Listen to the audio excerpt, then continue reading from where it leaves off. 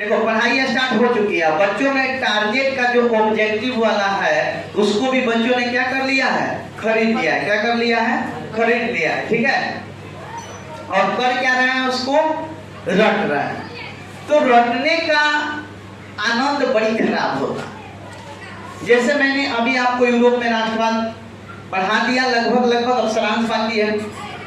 तो जब इसको पढ़ करके जब आप ऑब्जेक्टिव के पास जाओगे, इतना आनंद आएगा कि पूछो मत। सारे डेट, सारी घटनाएं, सारे फैक्ट, सारे कॉन्सेप्ट आपके दिमाग में रहेंगे। और उस समय जब आप ऑब्जेक्टिव देखेंगे एकदम साफ आनंद आ जाएगा। लेकिन बिना पढ़े आप जाओगे, मार के डर से याद कर लोगे, लेकिन याद रखना बच्चों, जबरदस्ती 10th क्लास तक खींच के लेके जाओगे, उसके बाद वह एक ठोप याद नहीं रहेगा। लेकिन जिस तरह हम कंसेप्ट के साथ घटनाओं का वर्णन करते हुए, जिक्र करते हुए, समझते और पढ़ते हुए आगे बढ़ेंगे, तो एक एक फैक्ट, एक एक घटना आपके दिमाग में एकदम फिल्म की तरह बैठ जाएगा। और 10th क्लास के बाद भी इसको आप याद करने में सक्षम होंगे। और जीवन के प्रत्येक एग्जाम में जब ये क्वेश्चन आपको आएंगे, एकदम दिमाग में झलक जाएगा। पढ़ाई ये होती है, इसे पढ़ाई कहते हैं। और रटाई अलग चीज होती है। जैसे मान लीजिए कि हिंदी का कोई चैप्टर, जैसे 20 का नाम है, उसका बिना पढ़े आप ऑब्जेक्टिव रटने लगे, क्या आनंद आएगा आपको बताओ। लेकिन लाइन बाय लाइन अगर आप पढ़ लेते हैं, समझ लेते हैं, कोई शिक्षक आपको पढ़ा देता है, उसके बाद ऑब्जेक्टिव पढ़ो, देखो कितना आनंद आ रहा है तुमको। ठीक है, मेरा कंसेप्ट और मेरा थ्योरम, मेरा सिद्धांत यही है कि सबसे पहले हम चैप्टर वाइज रीडिंग करें, स्टडी करें। अब तब हम क्या करें, ऑब्जेक्टिव देखें। सब्जेक्टिव तो आप इतना बढ़िया से लिख लोगे, बिना याद किए हुए आप एक क्वेश्चन का 2 पेज कभी ना लिखे थे आप लोग, 2 पेज आंसर लिखने में सक्षम थे आप। यह होती है पढ़ाई, समझ रहे हो ना। एक बात की कहानी पढ़ा दिया गया, जैसे पढ़ाया गया था आपको बहादुर, मैंने लिखने को कहा था, बच्चों ने एक पेज बढ़िया से पूरा एकदम बढ़िया लिखा था, 2 पेज किसी बच्चे ने लिखा था। क्यों संभव है, याद किया जाएगा उतना। हिंदी याद कर रटने वाली चीज है, हिंदी रटने वाली चीज नहीं है, नहीं कोई सब्जेक्ट रटने वाली चीज है।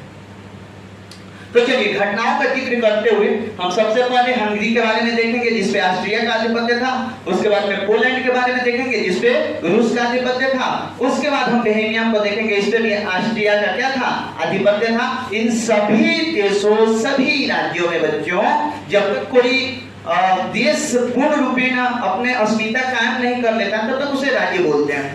तो यह सभी में यह तो लौट दौड़ चुकी थी यूरोप में। तो यूरोप के सभी देशों में राष्ट्रीयता के भावना का क्या हो गया था बाबू, उदय हो गया था। सभी चाहते थे कि बगल वाला अगर इतना बढ़िया से अपनी जिंदगी जी रहा है, स्वतंत्रता से जी रहा है, तो हम लोग भी स्वतंत्रता से अपनी जिंदगी जिए। राष्ट्रीयता की, जनतंत्र की, गणतंत्र का जो रोग है, गणतंत्र का जो खुशी है कह सकते हो, गणतंत्र की जो व्यवस्था है, वह सभी के दिल में बैठ गया था। सभी देशों में धीरे धीरे इस तरह की भावनाएं अब उत्पन्न हो रही थी। हालांकि सारांश में हम देख लेंगे बहुत बढ़िया से सारी चीजें, सारांश पढ़ाएंगे नेक्स्ट वीडियो में, ठीक है ना। सारांश का अर्थ होता है जितना चीज हम लोगों ने पढ़ा है उस सब का निष्कर्ष क्या निकला, ठीक है, उसको देखेंगे बहुत बढ़िया से। आखिर राष्ट्रवाद का यूरोप में कैसे उदय हुआ और राष्ट्रवाद ने क्या प्रभाव डाला यूरोप पे, और राष्ट्रवाद के कारण कौन कौन से परिवर्तन हुए यूरोप में, ठीक है, और उस परिवर्तन से आगे समाज का निर्माण कैसे हुआ, सोसाइटी का बिल्डिंग कैसे हुआ बच्चों, इसको देखेंगे, है कि नहीं है। तो चलो आगे बढ़ते हैं। कर रहा है बच्चों यहाँ पे हंगरी का, उस समय हंगरी पे जो है ऑस्ट्रिया का क्या था, आधिपत्य था। इसमें भी राष्ट्रवाद की भावना जग चुकी होगी और ये चाहता होगा कि ऑस्ट्रिया का जो शासन है उसको क्या कर दे, उखाड़ के हम फेंक दें। ऑस्ट्रिया का जो शासन है उसको क्या करें, उखाड़ के हम, कौन चाहता होगा बाबू, हंगरी चाहता होगा, ठीक है। 1848 में जो क्रांति हुई थी फ्रांस में, उसका प्रभाव भी हंगरी के ऊपर पड़ा। मैं कह रहा हूं कि सभी क्रांतियों का प्रभाव जो है पड़ रहा है, ठीक है। यहाँ पे कोसुत और फ्रांसिस डिक 2 व्यक्ति थे, कोसुत और फ्रांसिस डिक। कौन कौन, एक बात और भी चैलेंज से मैं बोल रहा हूँ, ये पढ़ाने के बाद एक बार जाके किताब देख लो, फूट लो आखिर किताब देख लो बाबू। अगर याद नहीं हो गया तो कहना कि कोई सर बोल रहे थे, पढ़ाना छोड़ देंगे अगर याद नहीं होगा तो। चलो देखो इधर, यहाँ पे कोसुत और फ्रांसिस डिक कौन कौन आदमी थे? कोसूस और, ठीक है ना। यह लोकतांत्रिक विचारों का समर्थक था। कोसूस जो था वह लोकतांत्रिक विचारों का क्या था? लोकतांत्रिक विचारों का। कौन? कौन? कहाँ का था? अरे कहाँ का था? कहाँ का था? कौन? कैसा था? क्लियर? याद हो गया। यहाँ पे फ्रांसिस भी था, उसी तरह का उसका दोस्त था। ठीक है, इसने क्या किया? ऑस्ट्रिया के शासन का, ऑस्ट्रिया के प्रभाव का, ऑस्ट्रिया के प्रभुत्व का कौन सी किया? कौन सी किया? किसने? कहाँ का था? कैसा था? चलिए, यहाँ पे जब इन विचारों का यह विरोध किया तो हंगरी की जनता और ऑस्ट्रिया के जनता का भी इस पे प्रभाव पड़ा। विरोध का प्रभाव हंगरी और ऑस्ट्रिया के जनता के ऊपर पड़ा और लोग भी इनके साथ हो गए। किसके साथ? कोसूस के साथ। किसके साथ? कोसूस के साथ। मान लीजिए कि मैं राजा हूँ, ठीक है, मैं राजा हूँ, कहीं पे अपना शासन स्थापित कर रहा हूँ, वहाँ लोगों पर मैं अपने डिजाइन से अपना शासन स्थापित करके वहाँ के लोगों को तरह तरह के अपने हिसाब से अपनाया दे रहा हूँ। ठीक है, बगल में कोई देश आजाद हो गया, वहाँ के लोग बहुत बढ़िया जिंदगी जी रहे हैं, स्वतंत्रता की जिंदगी जी रहे हैं, सुख की जिंदगी और आनंद की जिंदगी जी रहे हैं, तो वहाँ के लोग नहीं चाहेंगे कि यहाँ के लोगों का वो आराम हो?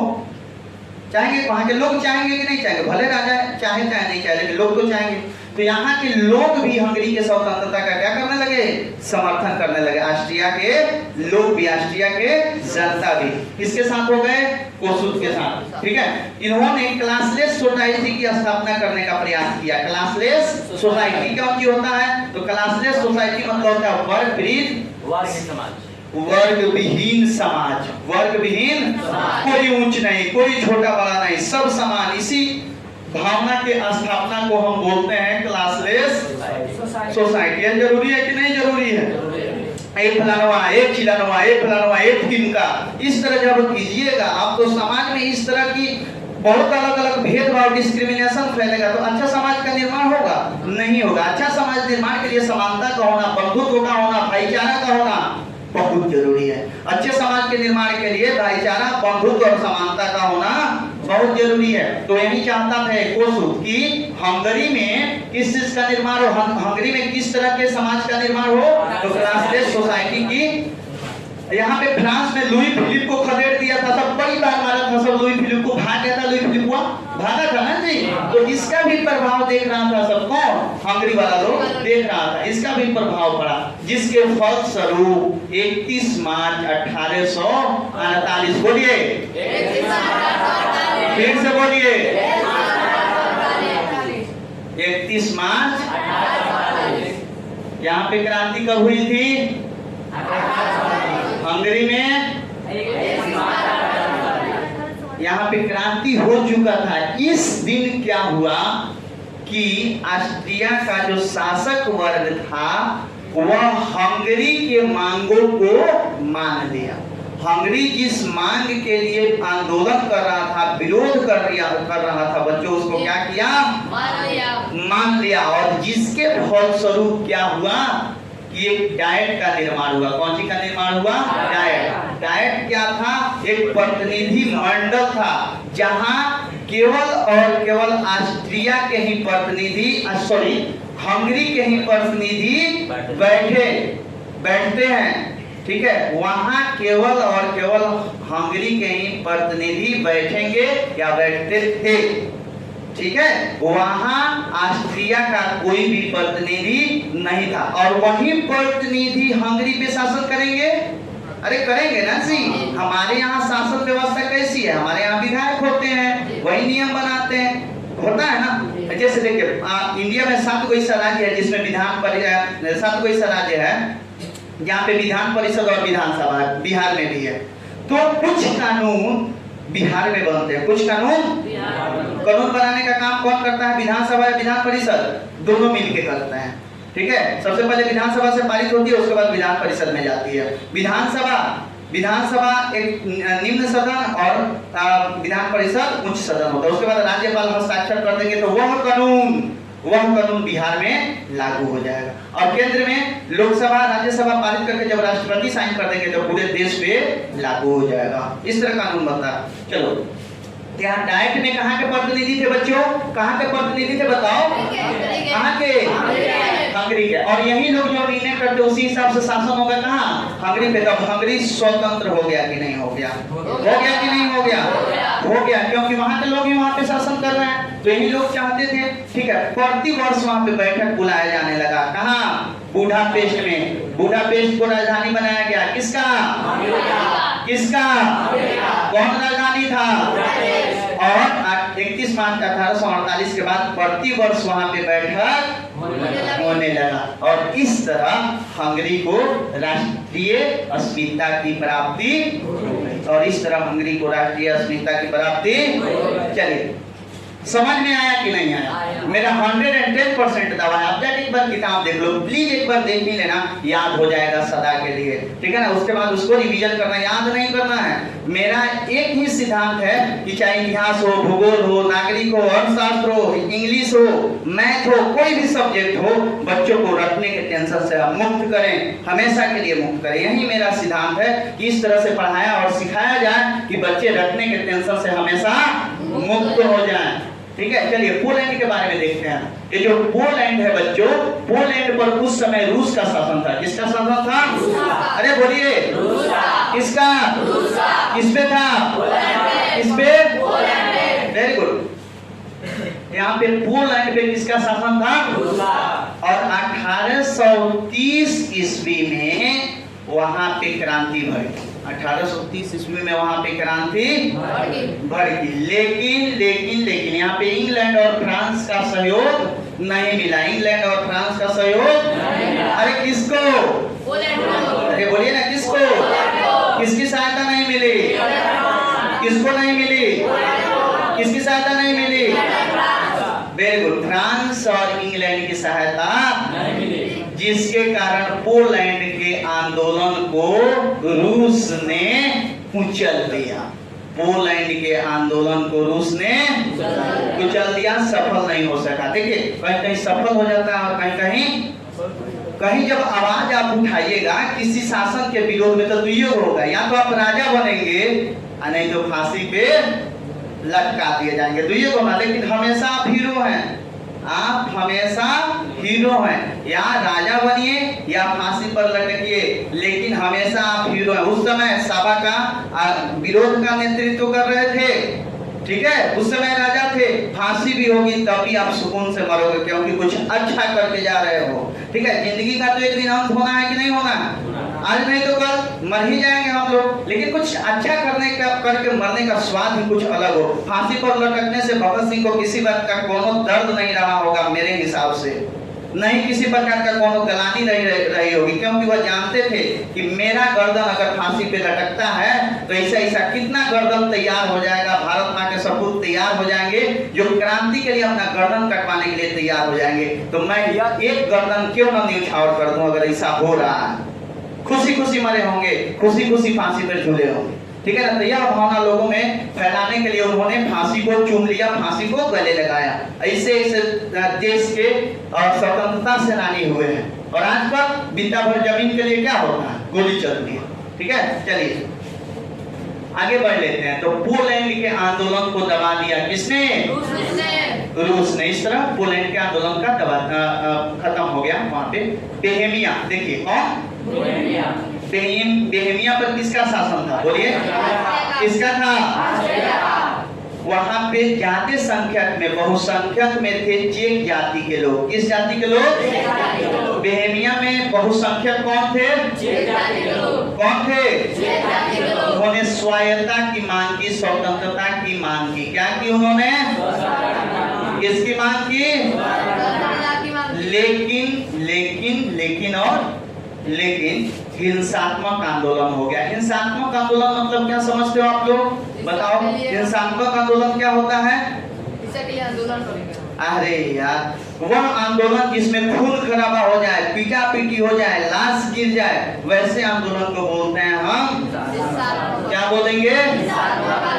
कई प्रकार के आंदोलन होते हैं। कुछ लोग चुपचाप बैठे मौन करके बैठ जाते हैं, क्या कर रहे हैं?